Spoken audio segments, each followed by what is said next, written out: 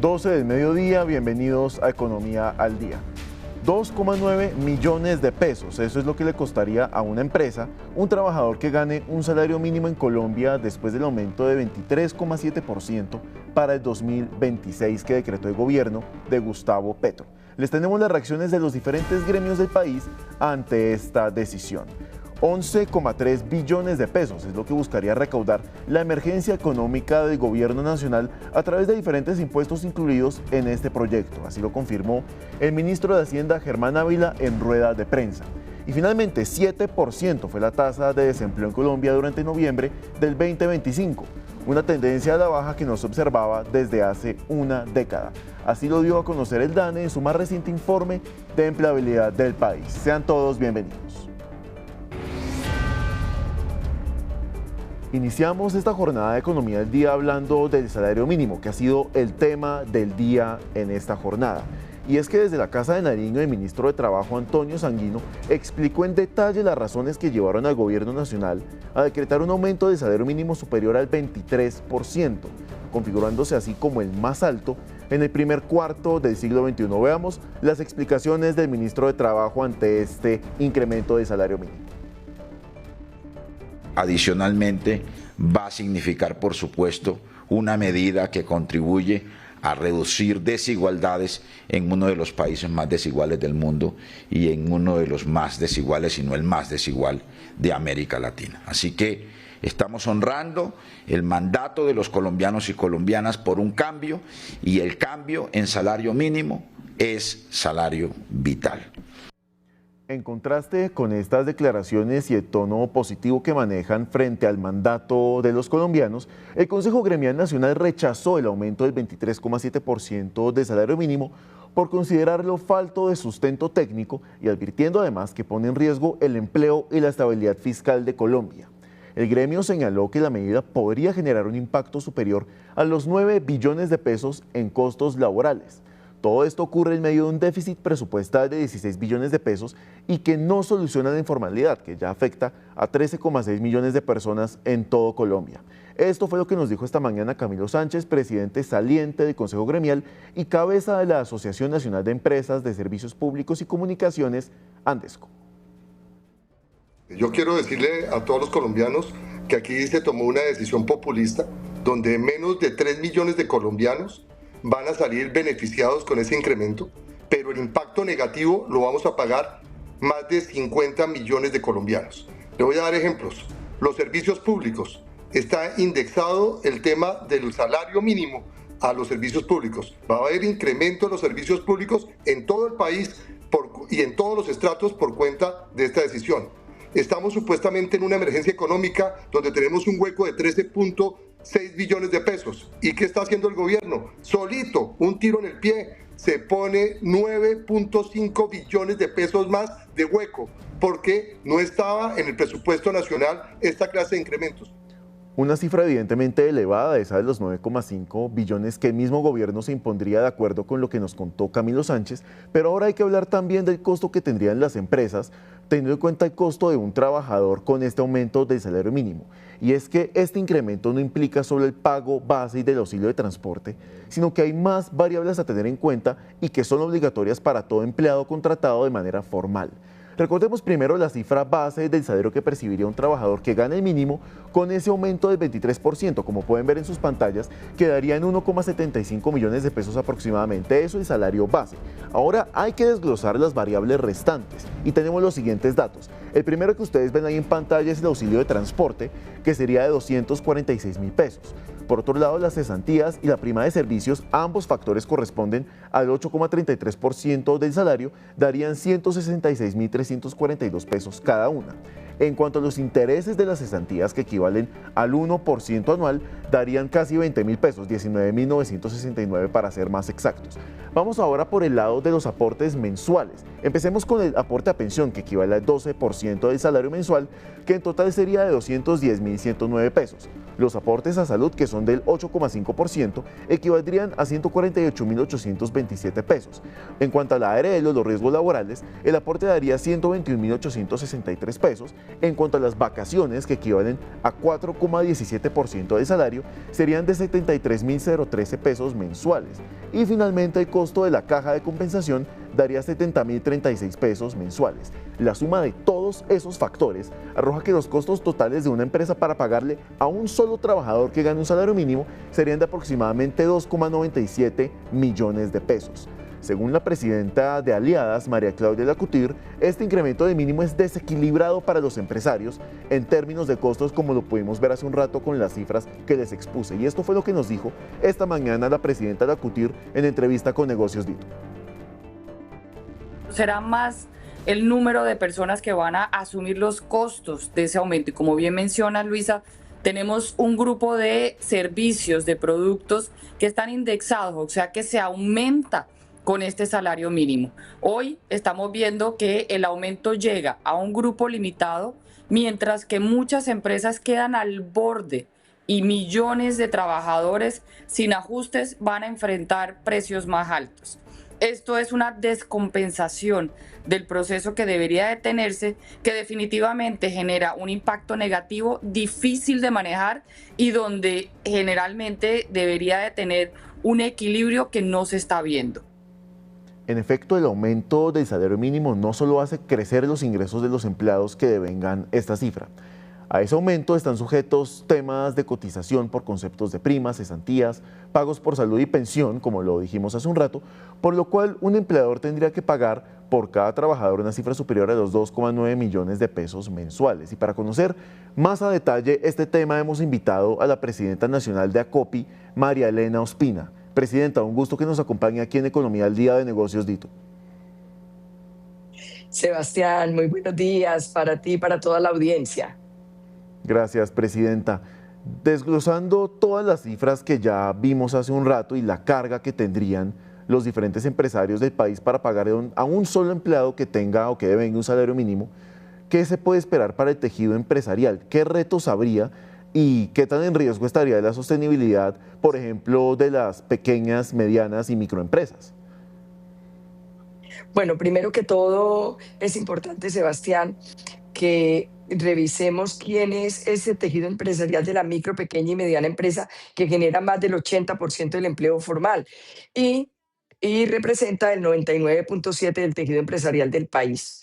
Ahí es donde se concentra la mayor parte de los 2.400.000 trabajadores que hoy se van a beneficiar de ese salario mínimo. Pero también tenemos unas cifras, como lo decías ahora, de 13,6 millones de personas que ganan hoy menos del salario mínimo y también tenemos más de 10 millones que ganan un poquito más del salario mínimo. Entonces, ¿qué va a pasar? Uno, la inflación se va a disparar. Dos, la brecha de la informalidad también va a ser muchísimo más grande. Tres, una microempresa, que las microempresas representan el 90% del tejido empresarial, se van a ver demasiado afectadas porque no tendrían cómo sobrellevar los costos de, digamos, 3 empleados serían 10 millones de pesos y no hay la caja suficiente para eso, entonces se pone en riesgo la sostenibilidad del empleo, la sostenibilidad empresarial. Esas son como de las causas, consecuencias, perdón, más graves de lo que va a pasar con este salario mínimo en las proporciones que lo dictó el gobierno. Me llama la atención lo que usted mencionaba hace un rato, presidenta, y es tanto el tema de la informalidad como, por un lado, las personas que ganan menos del mínimo. Específicamente, hay 11,4 millones de personas en Colombia que ganan menos del mínimo. Eso es alrededor de 49% de los ocupados en Colombia. Y por otro lado, si miramos la informalidad, que justamente el dato lo daba el DANE hace un rato con su informe de empleabilidad, es del 55,4%. Es una cifra que viene aumentando. Entonces, con un crecimiento del salario mínimo tan elevado y con un total de personas que ganan menos del mínimo tan elevado también, ¿qué le puede esperar al país en materia de informalidad? ¿Podemos seguir viendo aumentos en ese dato? Y sobre todo, ¿qué le puede esperar a estas personas que ganan menos del mínimo? ¿Cómo las golpea un aumento como este? A ver, lo primero es que a octubre, cuando el DANE nos lleva a la mesa de concertación las cifras, digamos, de desempleo, estaba lo que tú dices en el 11.4 millones, pero a diciembre ya tenemos un incremento de la informalidad y nos quedamos como en el 13.6 más o menos. Entonces, eso nos da lugar a revisar las cifras y esas cifras nos dicen que son más o menos unos 800 mil empleados que han pasado a la informalidad. ¿Qué va a pasar ahora con el salario mínimo?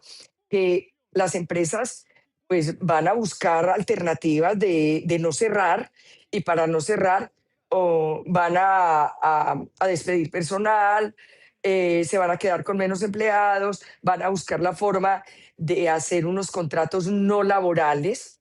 También viene un tema de tercerización y hay otro pues que se le abona, digamos, a mínimo y es que las empresas van a buscar tecnificarse, automatizarse para eh, poder salir del personal. Entonces, esto es muy triste, muy delicado en un país como el nuestro, que si bien es cierto, desde ACOPI nosotros insistimos que tenemos que buscar progresivamente que el empleado, el trabajador colombiano tenga, o los de menos recursos tengan una mejor calidad de vida. Eso es verdad y con eso estamos muy de acuerdo, pero no en estas condiciones, que son unas condiciones o un incremento de un salario mínimo que no se hace desde lo técnico como debería ser, sino que se hace desde lo politiquero, desde lo populista, en una actitud muy irresponsable realmente del gobierno. Presidente, usted hablaba de los contratos laborales y aquí me quiero referir a la reforma laboral que pide que se privilegien los contratos a término indefinido, pero en una situación como esta, usted misma ya lo explicó, eso sería cada vez más retador. Pero entonces, para las empresas, ¿qué implicaría tener pues el mandato de la reforma laboral, pero un escenario como este? ¿Qué camino tomar ante esa disyuntiva? Lo que pasa es que hoy también estamos ante ese escenario de que no solamente es la reforma laboral, viene el tema de la emergencia económica y ahorita con el salario mínimo en estas proporciones, pues la situación va a ser muy, muy complicada para las empresas. A partir de hoy estamos empezando a hablar con todos los empresarios, a medir los impactos que realmente va a tener esta medida. Pues hoy realmente es casi de pánico como eh, la forma como están viendo las empresas realmente estos cambios en el poder adquisitivo, en el tema de productividad. La productividad se va a ver muy afectada porque vamos a pagar más por la misma productividad o menos.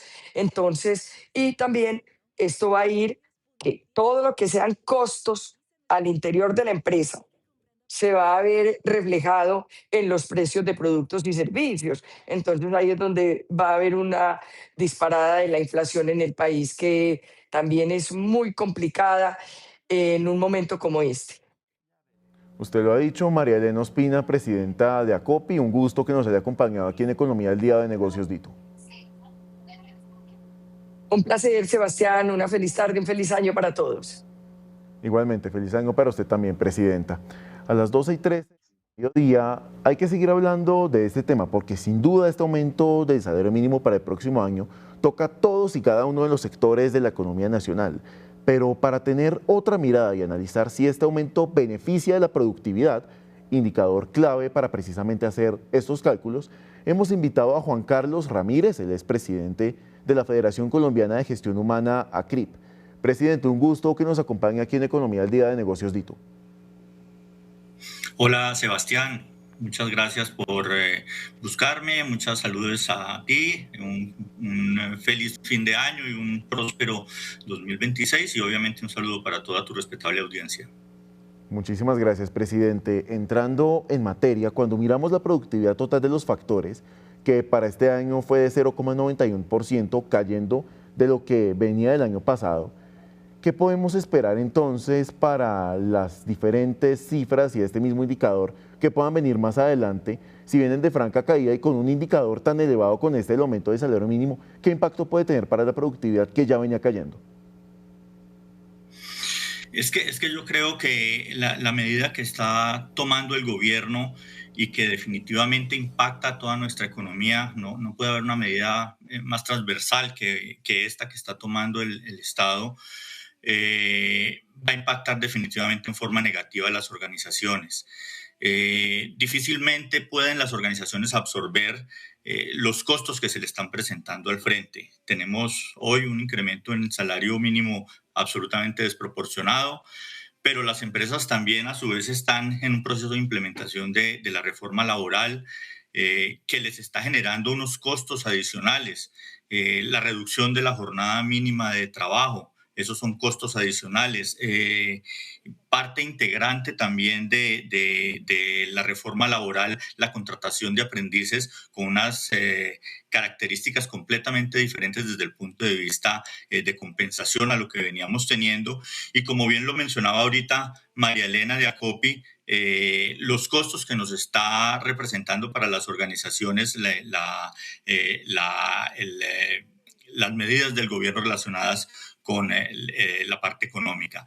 Entonces, difícilmente las organizaciones van a poder absorber todos esos costos y se van a ver abocadas a generar algunas estrategias que muchas de ellas, seguramente las más pequeñas, van a tener que hacerle el quite de alguna forma para sobrevivir, buscando empleo informal, buscando contrataciones muy temporales y seguramente que sacrificando también productividad con el ánimo de poder sobrevivir.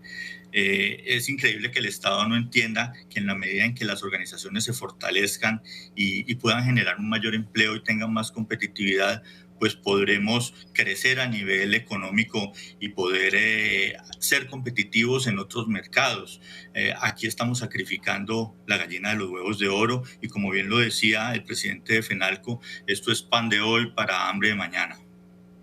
Efectivamente, y esto también lleva a las empresas a una disyuntiva clave y es asumir estos costos o invertir para mejorar en su competitividad por un lado. Y en ese tema de inversión estamos viendo retos bastante fuertes para las empresas, sobre todo a largo plazo. ¿Qué puede pasar en ese rubro, presidente, cuando tenemos un incremento de salario mínimo tan alto que pone unos costos tan ahogadores, por así decirlo, para las empresas? Sí, pero es que la disyuntiva es muy complicada porque para invertir yo necesito recursos y cuando las empresas han estado cada vez más ahogadas y cada vez con una mayor responsabilidad fiscal y siendo por todas partes por el gobierno, pues la posibilidad de tener recursos para tecnificar, por ejemplo, pues también se ve limitada. Entonces, de una o de otra forma, las organizaciones van a terminar sacrificando productividad con el único ánimo de poder sobrevivir. Seguramente que aquellas organizaciones grandes, robustas, van a tener la caja suficiente para sostenerse, pero muchas de las pequeñas organizaciones desafortunadamente no van a tener cómo sobrevivir y ese aplauso que la gradería está dando por un incremento en el salario desproporcionado, pues definitivamente va a ser efímero porque muchos de esos que están aplaudiendo seguramente que van a quedar por fuera del mercado laboral. Y efectivamente eso puede hacer que la informalidad crezca en el país, que ya está en 55,4%, según reveló el DANE hace poco con su informe de empleabilidad, y que pone a las empresas también, como le consultaba la presidenta de ACOPI, pero también quiero transmitirle esa duda. Usted hablaba de la reforma laboral y esta reforma pide que se privilegien los contratos a término indefinido, pero entonces ahora con este aumento de salario mínimo se habla de tercerización, se habla de automatización y esto puede generar también que mucha gente que hoy está empleada salga del mercado laboral. ¿Cómo enfrentar eso desde una pequeña empresa? Porque es una situación que francamente le puede dar dolores de cabeza a cualquiera. Sí, es que lo que pasa es que la ley puede decir muchas cosas, pero cuando la situación se convierte en sobrevivir, pues hay que tomar ciertas medidas. Si yo soy un pequeño empresario y tengo 3 o 4 trabajadores y los tengo formalizados, pero estoy al borde de la quiebra y no tengo cómo pagar, pues algún tipo de arreglo voy a tener que hacer con esos trabajadores para decirles, miren, saquemos entre todos y logremos sostener el negocio. O o desaparecemos. Y eso va a suceder con muchísimas de las pequeñas organizaciones. No van a tener cómo sobrevivir, no van a tener cómo sobrellevar los costos de un salario mínimo que está creciendo el 23.7%, más los costos que ya le traía la reforma laboral, más la carga impositiva.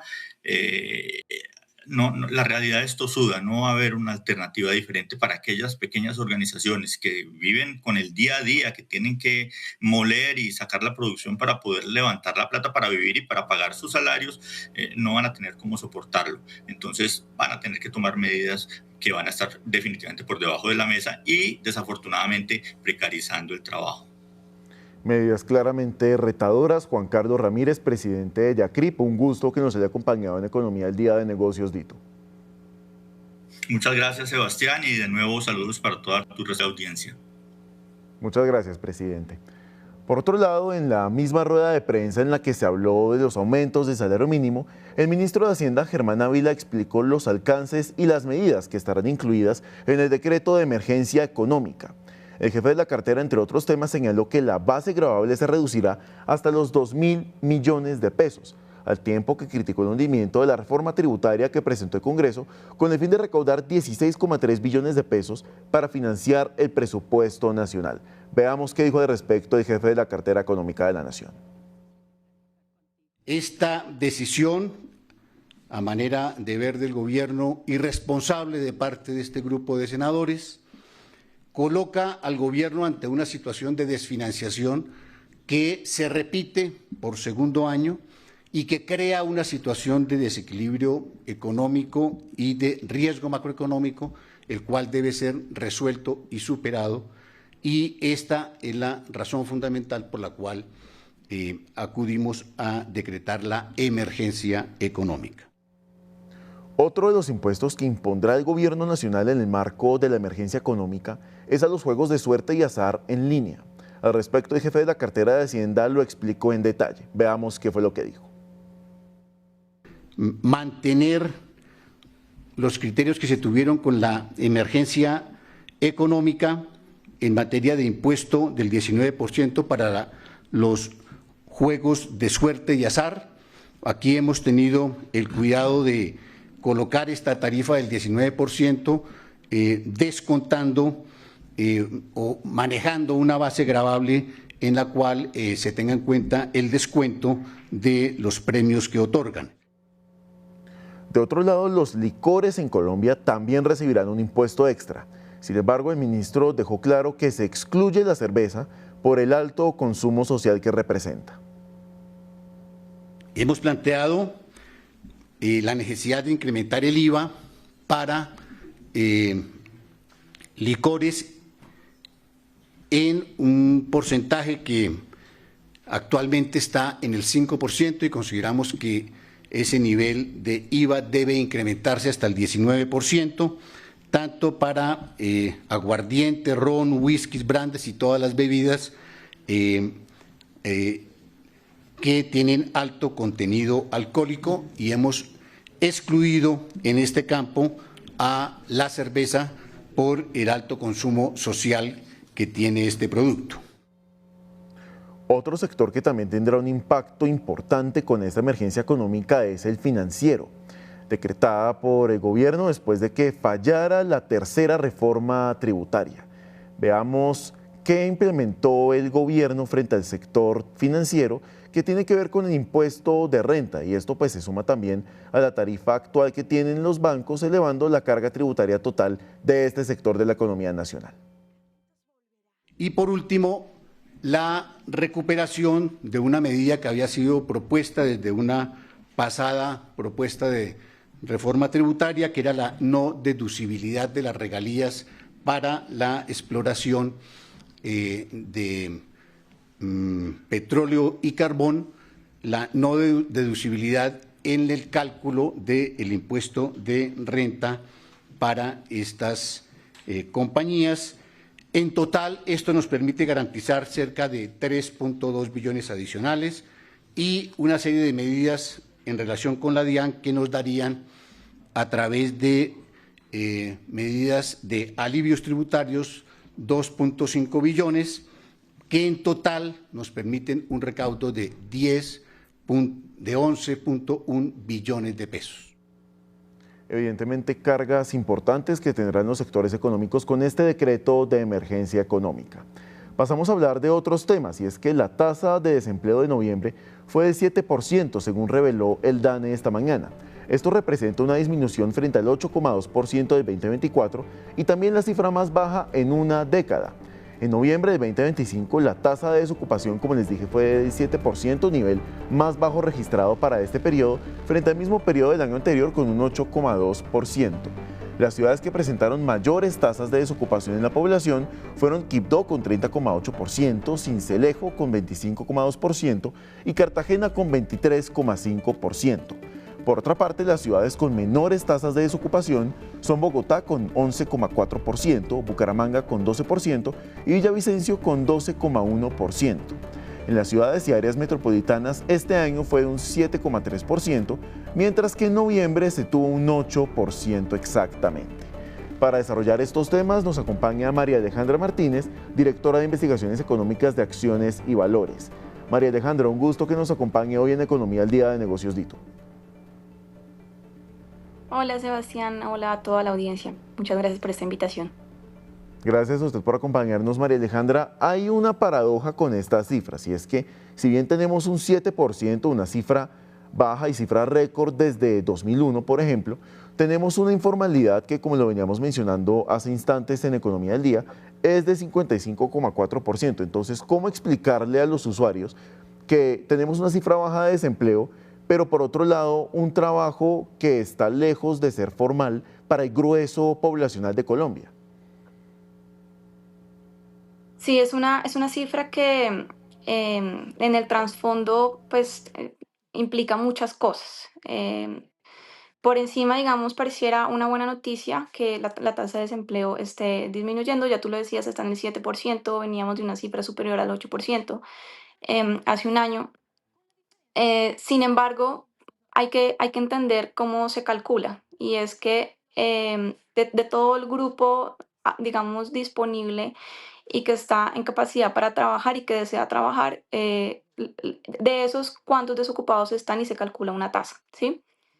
Diríamos que para el caso de noviembre, pues hay un efecto de estacionalidad positiva previa a fin de año. Sectores como el comercio, transporte, logística y muchos de servicios pues empiezan a contratar en ese último trimestre por la temporada navideña.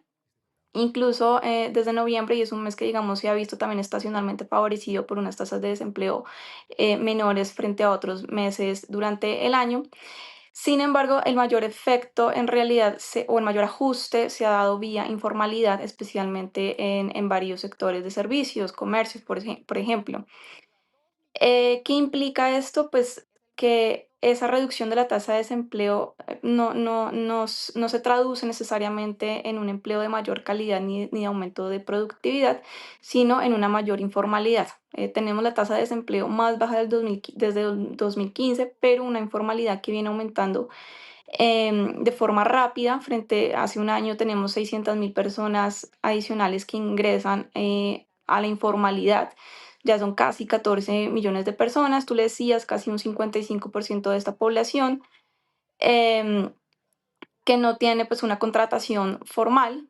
Son personas que pues no necesitan buscar activamente ese trabajo porque ya están en la vía de la informalidad y por tanto digamos, en la operación y en la matemática de la cifra de la tasa de desempleo no entran ahí. Por eso es que esa tasa empieza a verse de esa forma en una disminución, sin que eso necesariamente implique una mayor contratación laboral o un empleo mucho más fuerte para el mercado colombiano. Precisamente hacia allá quería ir, María Alejandra, porque hay un dato que destaca el DANE en su informe, y es la cantidad de personas nuevas que entran a la dinámica laboral. Para noviembre de este año fue casi 1 millón de personas, específicamente 993.000, y eso presenta un incremento de 4,2%. Es decir, esto muestra un panorama positivo en cuanto a la cantidad de personas que entran, pero aquí la duda clave y lo que hay que analizar es ¿qué tipo de empleo estarían recibiendo este casi 1 millón de personas que entran al mercado laboral en noviembre? Sí, Como te comento, pues noviembre es un mes atípico, diríamos, porque está previo pues al final del año, ¿no? A toda la temporada navideña y pues muchas empresas asociadas a temas logísticos, de servicios, de ventas, pues necesitan más personal para todos estos fines. Así pues empiezan a contratar ya incluso desde octubre uno empieza a ver este tipo de tendencias. Además de que, pues, las cifras del PIB, pues, digamos, han venido reflejándose un jalonamiento importante de la demanda de los hogares. El PIB, pues, se ha sustentado mucho por parte del consumo privado de los hogares y en eso, pues, también ha venido explicándose ese incremento laboral que tú mencionas. Sin embargo, pues el mayor efecto de esa explicación de la caída de la tasa de desocupación viene siendo, como te comento, por un ajuste de informalidad en realidad. Un ajuste que estamos viendo en las cifras y que por supuesto será un reto clave para el gobierno en los años venideros. María Alejandra Martínez, directora de Investigaciones Económicas de Acciones y Valores, un gusto que nos haya acompañado aquí en Economía al Día de Negocios DITU. Muchas gracias, Sebastián. Feliz tarde. Y a las 12:31 de la tarde hay que seguir hablando de impuestos, en este caso los impuestos aéreos, que han tenido un aumento y ha sido un factor que impide bajar las tarifas de los tiquetes, que afectan mayoritariamente a los estratos 2 y 3. Esto nos mencionó Paula Bernal, gerente general de IATA, sobre este tema. En Colombia rige una política de libertad tarifaria para los tiquetes aéreos desde el año 2012, cuando se liberalizaron los techos y los pisos tarifarios para este servicio. Lo que ha ocurrido desde que se estableció esa política de libertad tarifaria es que los precios, las tarifas, esto es antes de impuestos, de los tiquetes aéreos han venido bajando año a año en más de un 3%, tanto en el mercado doméstico como en el internacional. Esto ocurre porque la libertad tarifaria estimula la competencia y la competencia es lo que ha probado mantener saludables precios en los tiquetes aéreos, no solo en Colombia, sino en el mundo entero. Mantener esa libertad tarifaria es clave para el bien de los usuarios del transporte aéreo en Colombia, que es un transporte que beneficia hoy en día mayoritariamente a los estratos 2 y 3. El 75% de los usuarios del transporte aéreo en Colombia hoy pertenecen a esos estratos. Datos importantes a tener en cuenta dentro del sector aéreo. En otras noticias, sigue dando de qué hablar la propuesta de Asamblea Nacional Constituyente que radicó el gobierno la semana pasada y que involucra posibles cambios al papel que juega el Banco de la República. Al respecto, al ser consultada por Negocios DITU, la excodirectora del Banrep, Carolina Soto, detalló que la propuesta de modificar la Constitución para redefinir el modelo económico y el rol del emisor es perjudicial. No es un simple ajuste institucional, sino que va más allá. Se trataría de un cambio estructural en la arquitectura económica del país que debilitaría la estabilidad macroeconómica, afectando además a los sectores más vulnerables y la confianza en el país. Ahora hay que hablar del sector salud, porque la crisis financiera de la nueva EPS, que acumula una deuda de 9,3 billones de pesos, es el contexto de cambio anunciado para el 2026, pues con subsidios dejará de dispensar medicamentos a los afiliados de esta EPS desde el 1 de año del 2026 en todo el país. La entrega se mantendría hasta mañana, 31 de diciembre, y a partir del año entrante los usuarios deberán recibir sus tratamientos a través de los proveedores que definan la propia EPS. Este escenario se da en un sistema de salud que debe 4,2 billones de pesos al sector farmacéutico. De este total, casi el 30% corresponde a la nueva EPS e incluye pasivos como los 83.400 millones adeudados al Hospital Universitario de Caldas. Y a un solo día de finalizar el 2025, este es el panorama que hay en la terminal de Salitre en Bogotá. Héctor Rojas se encuentra en ese lugar y nos va a contar cuál es la situación a esta hora. Buenos días a los usuarios de Negocios DITU. Nos encontramos en el terminal El Salitre y se prevé que para el día de hoy salgan más de 65.000 viajeros y queremos mostrarles justamente lo que está pasando a esta hora, porque con el paso de las horas son cada vez más las personas que llegan buscando un tiquete hacia los diferentes destinos.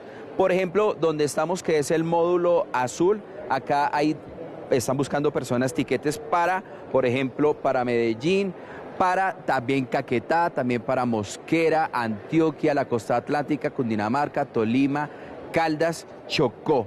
aquí estas filas que ustedes observan son especialmente para las personas que están buscando hacia destinos como Saldaña, hacia Neiva, Florencia, Medellín, y vamos a hablar precisamente con los usuarios para saber cómo está la venta de tiquetes. Muy buenos días. ¿Usted cómo ha encontrado el servicio en el terminal el día de hoy? Pues a mí me tocó venir directamente porque toda la noche buscando tiquetes por las tales páginas de internet y no, iba uno a pagar y no recibía el pago. Decía, no, ya los asientos no están. Entonces, ¿para qué sirven esas páginas si es para evitar la venida acá? ¿Cuánto tiempo lleva buscando acá un tiquete y para dónde viaja? No, yo estoy buscando para el 1 de enero. Estoy buscándolo para el 1, imagínate tú.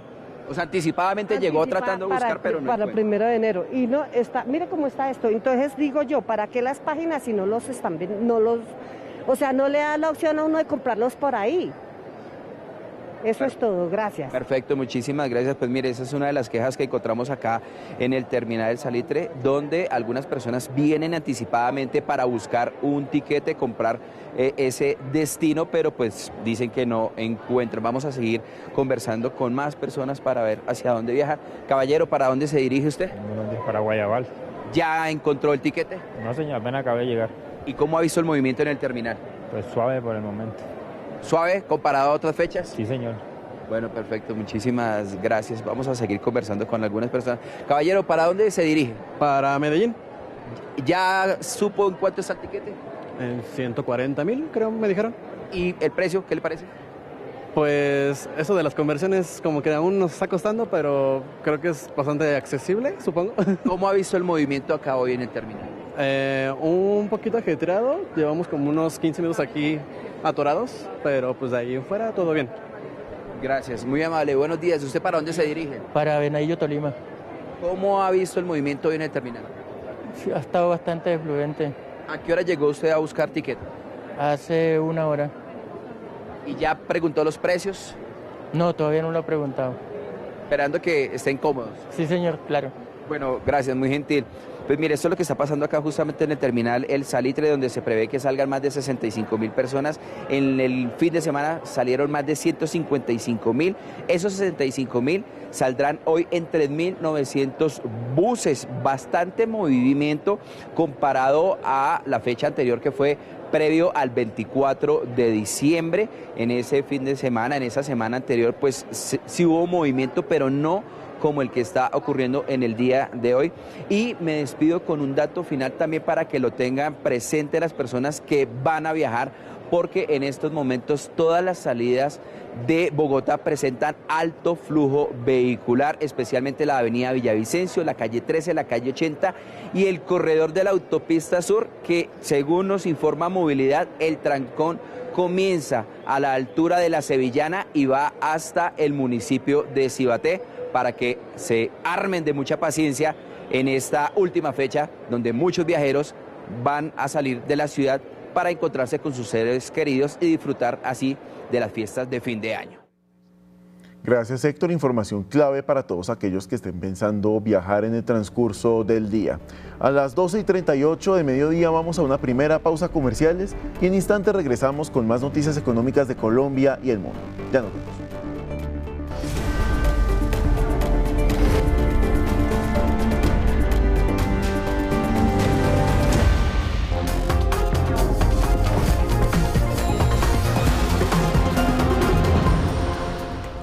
Gracias por seguir con nosotros en Economía del Día. Pasamos ahora a las noticias internacionales. Hay que empezar hablando de SoftBank, la empresa japonesa especializada en inversiones tecnológicas, porque anunció la compra de la firma estadounidense Digital Bridge por $4.000 millones. La transacción se realizará por un precio de acción de $16, lo que representa una prima de 15% frente al último cierre bursátil y de 50% sobre el promedio del último año. Y Credit Corp Capital acordó la compra de 100% de Helm Bank por $180 millones. Hablamos de Helm Bank USA para ser más exactos. La operación estará sujeta a ajustes de precios y aprobaciones regulatorias en Estados Unidos y Perú. La entidad registraba al cierre de septiembre del 2025 activos por $1.141 millones, una cartera de colocaciones de $648 millones y un patrimonio neto de $106 millones. lo que implica el pago de una prima sobre su valor en libros. La transacción permitirá a Credicorp expandir su presencia en el mercado bancario de Florida.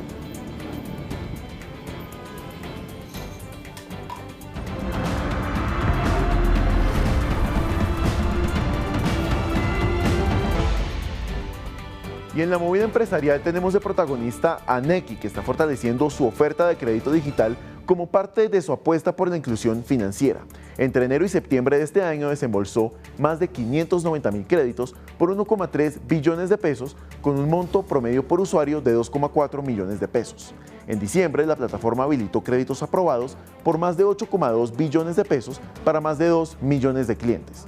El 68% de los beneficiarios tenía poca o nula experiencia crediticia, lo que consolida a Nequi como una puerta de entrada del sistema financiero formal, con préstamos que van desde 100.000 pesos hasta 10 millones de pesos y plazos de pago de hasta 48 meses. También hay que hablar de Ecopetrol, que abrió la comercialización de gas importado que ingresará por Coveñas, con contratos de hasta 10 años y una capacidad equivalente a 110 GBTU diarios. Es decir, la energía es suficiente para atender una parte relevante de la demanda diaria de gas del país. El suministro empezará a operar en el primer trimestre de 2027 a través del Sistema Nacional de Transporte y busca reforzar la seguridad energética con flexibilidad para dar prioridad al gas producido en Colombia si avanzan los proyectos que se desarrollan actualmente en el Caribe colombiano. Con estas noticias terminamos esta emisión de Economía al Día. Muchas gracias por su sintonía y los dejamos con toda la programación de Negocios DIC. Feliz tarde para todos.